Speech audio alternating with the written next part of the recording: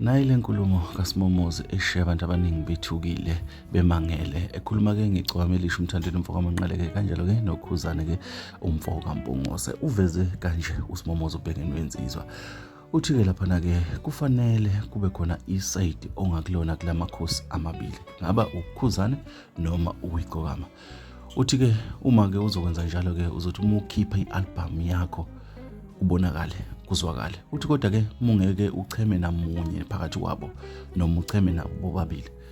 Uthi uvele uthi uyacula kuvele kungenzeki lutho. Uthi-ke ingakho-ke abaculi abaningi bashayeka. Uthi-ke kufanele ukuthi-ke uma uzokhipha kube ukuthi usohlangothini lo yedwa phakathi kaKhuzani noma kuMthandeni noma uphakathi nendawo kubo bobabili, ngoba ngale kwalokho into ozoyenza uma ukhipha i-album uthi vele ingayindawo ivele iduve ingayindawo. Kusho uSimomozi uBhekene Wensizwa. Bafowethu ngifuna silibhekene lelo daba lolu-ke. Abantu abaningi bakhomentile ngalelo daba-ke bathi uSimomozi-ke ayikho lento ayishoyo, bathi abanye-ke ikhona lonto.